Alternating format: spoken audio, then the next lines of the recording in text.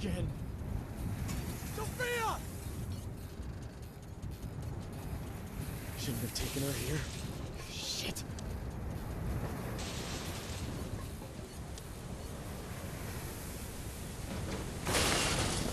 Sophia, where are you? Call out to me, please!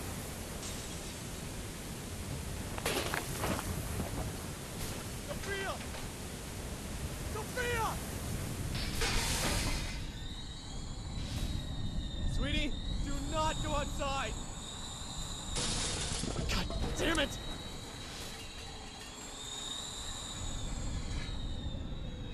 Sophia!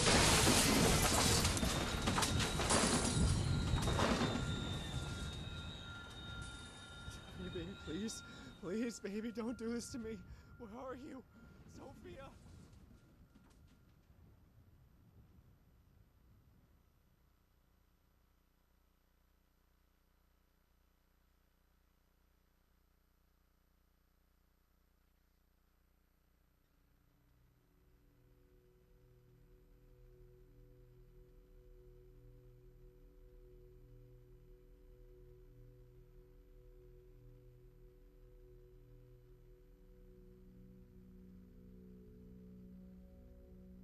How many times will I kill her?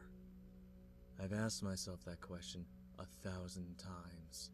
It was always there, flying around my head like my own personal vulture, waiting for me to die and scavenge my corpse.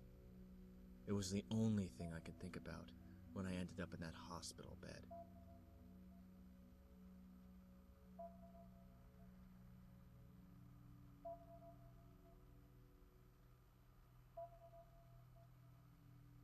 But I can't really blame the tornado, can I?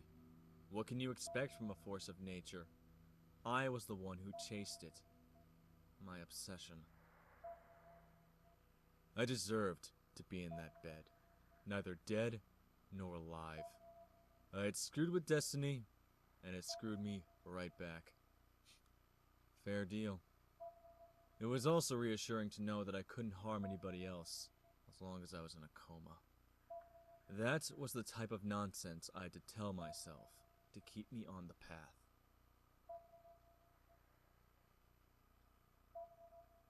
For all those years, I'd hated my father almost as much as myself for what happened to my little sister. And then I go and do the same thing to my own daughter, my own Sophia. And they say things never change. Cynics. What do they know?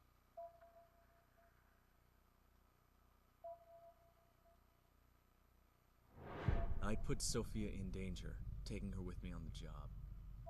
Severe weather phenomena. It's more exciting than it sounds. Extreme weather. There's some radical 90s slang for you.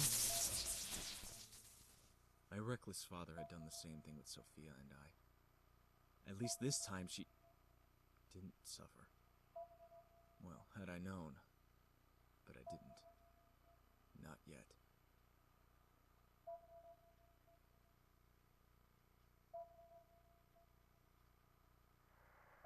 It seems death has always been a backseat driver on my journey through life. But even then I couldn't see it. I was so damn consumed by my sister that even at death's door, I couldn't see its face.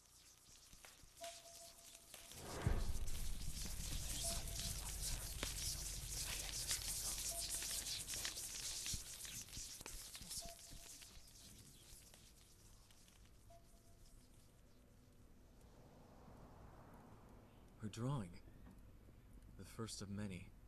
It had been too long since Sophia had been more than a whisper screaming in the back of my mind. But I could still recognize it. I admit, at that moment, hope started to flourish inside me. Where would the drawings lead me? Was my little sister alive in this world?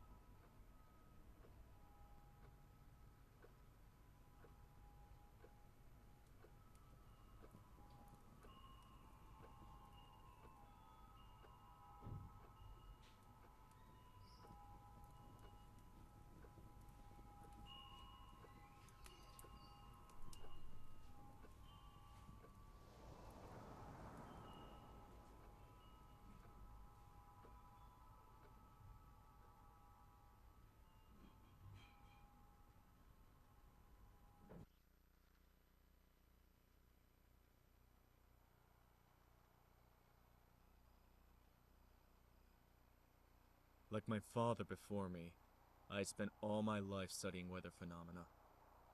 I thought I was different. I thought I was doing it to pay my debt to Sophia. I was wrong. But all that work couldn't have been for nothing. I was told my very first published study on the hazards of road fog was all sorts of helpful. I was rather proud of that one. And now, of course, to get to Sophia, I had to bend fog to my will. That'd be the first of many, too.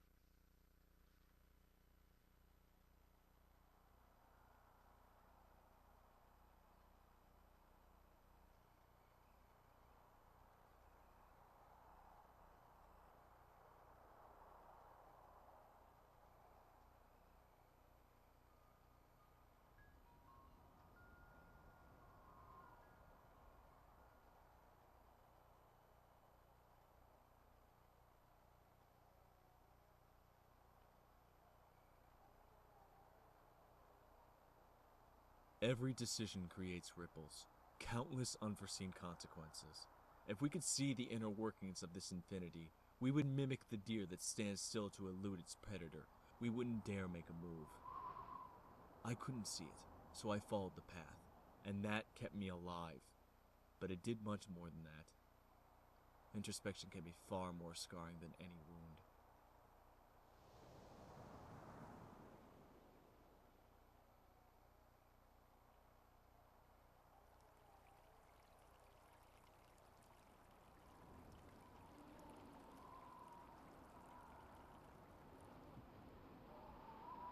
First, I saw myself reflected in the shallow sea, and I wept. Then fear found me deep in the bottomless belly of this world. Time unraveled in the forest. It was much later, in the world of ice, that I fought against the demons that had been passed down to me, father to son. And finally, on the heavens and at the sacred tree, the truth of my maker. For all that, solitude and sorrow were my true, faithful companions in the path of Thalamus. They consumed the beauty of this realm, making it gray and hopeless. The only thing that mattered was moving forward. Only the path remained. How would I find her otherwise?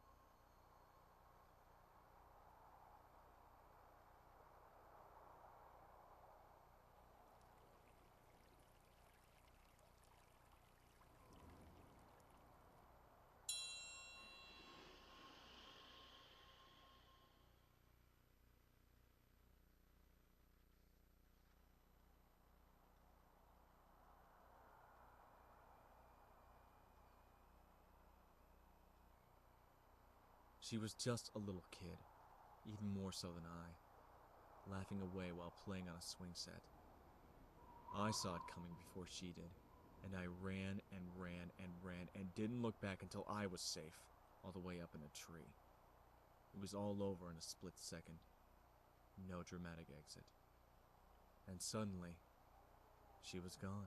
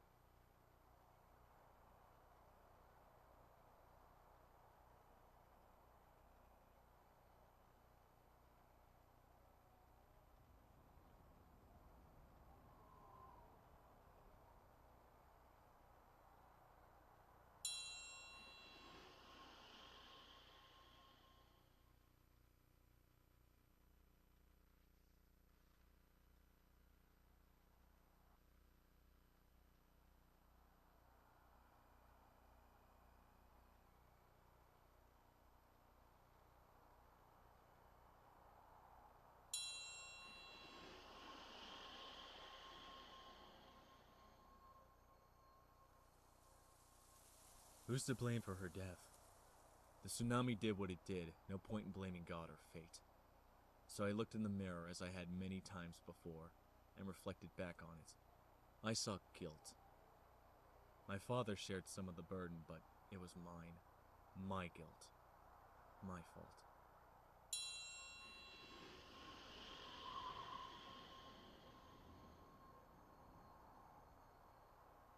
Had my own Sophia survived too, back home, or in this world? One had drowned, and the other. What are the odds of surviving the eye of the storm? There are few accounts. 1928, Greensburg, Kansas. A farmer saw the inside of a tornado. It was still as death, he said. Then it hissed. It actually screamed, and the hollowness was lit up by lightning. Was that the last thing my little girl had seen, I wondered? Death, screams, and God's thunder, the ire of the tornado.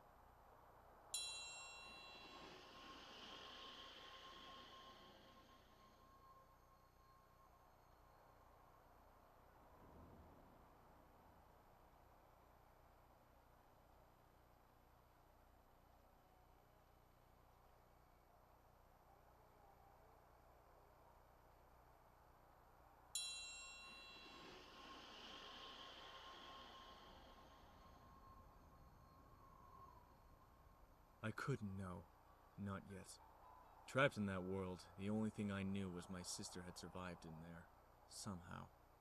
I just had to let myself be led by her drawings and her light. The Thalamus was waiting for me, although I wouldn't see it and with it any sense of hope until I had emerged from the darkness of the cave. But let's not get ahead of ourselves.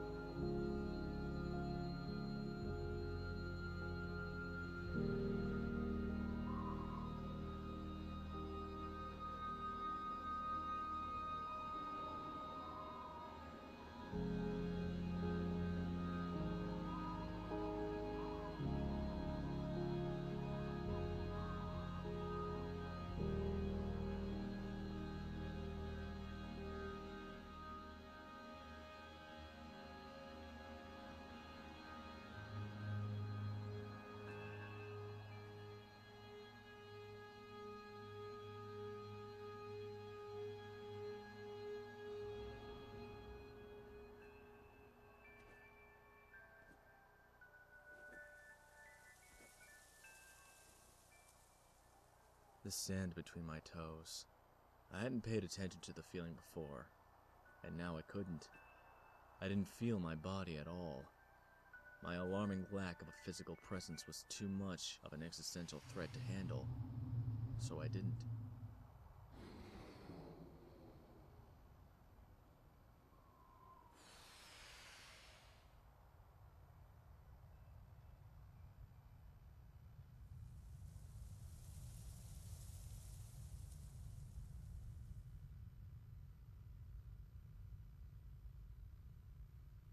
Into the belly of the beast. Unlike Jonah's, mine was no big fish, but it was just as frightening, if not more so.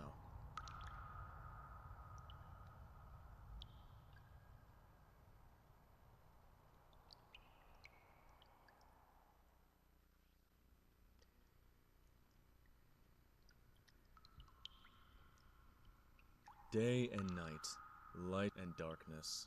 Convenient opposites to explain away complex realities. But can you blame them? Such powerful symbols. No wonder you'll find them in every story, every dogma. These sweet lies are easier to swallow, easier to live by rather than admitting that life is rarely so simple.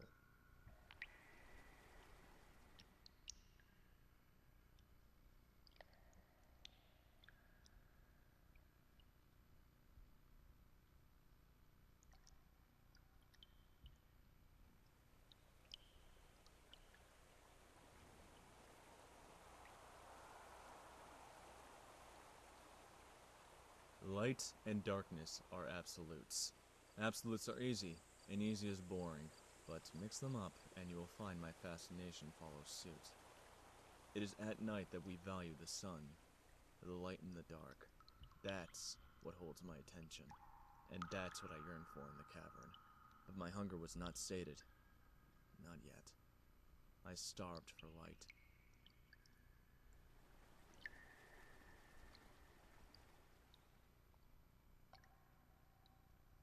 All of this sounds pretty cheesy or lame, I'm sure. And it is. But honest truths tend to sound like that. We are so unfamiliar with them. In that coma, in that cave, in the dark, it was the only thing of consequence.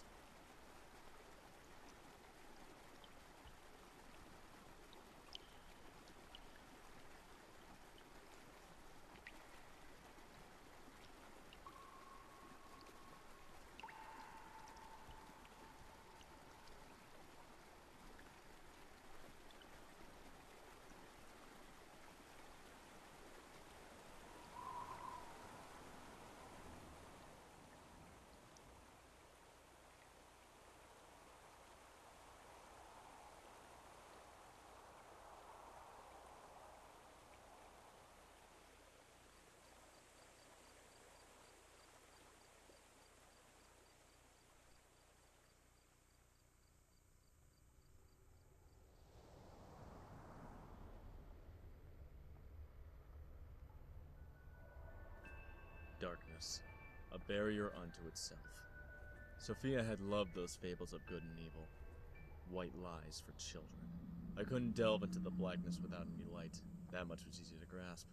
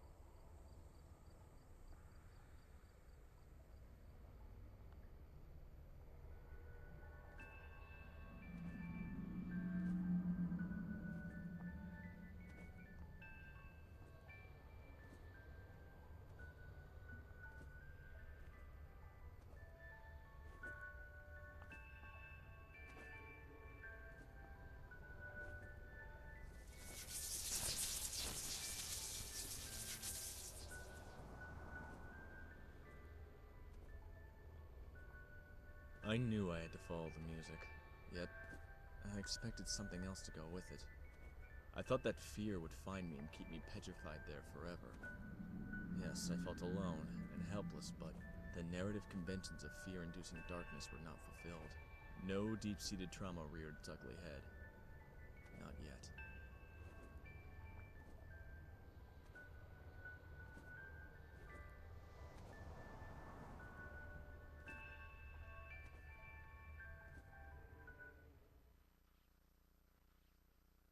Everything was formless and void. Darkness was upon me deep. And so I said, "Let there be light." And there was light.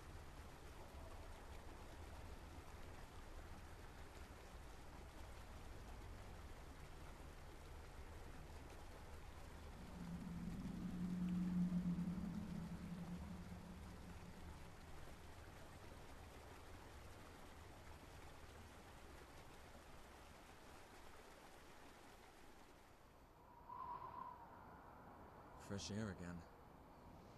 I wish I'd been able to feel it.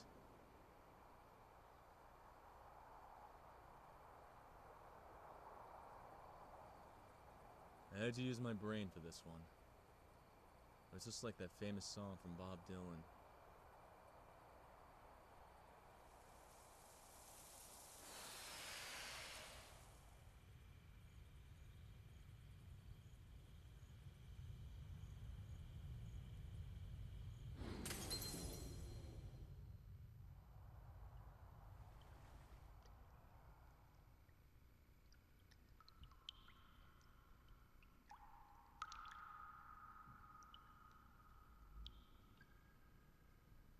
Was the picture on the wall always a red rose? Memories are a funny thing. They are gateways to our past. They are all connected, yet they don't really work both ways. Enter deep into a memory and it will lead you to another. But this one will not take you back. Treacherous things, memories. You can easily get trapped by them, but I wouldn't. I told myself my memories always led me to Sophia eventually, and this time it would help me find her at the end of the journey.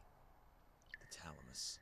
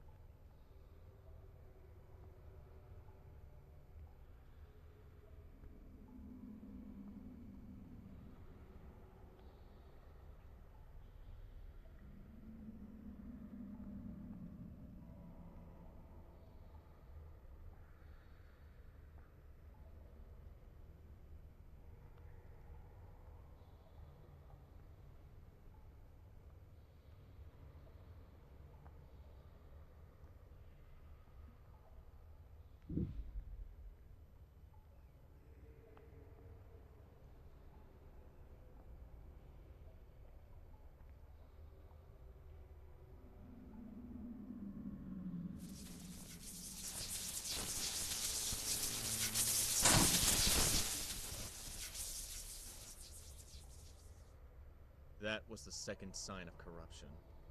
It would eventually spread throughout the whole world, but for now, I was safe. For the most part.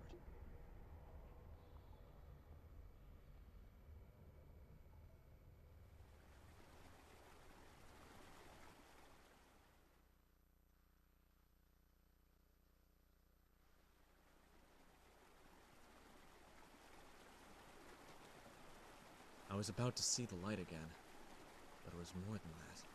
At long last, I would see the Thalamus, the sacred tree, the root and end of it all. From the moment I saw it, I knew there was something intangible about it. But I also knew it was my destination. That's where I would find her. That's where I would be forgiven.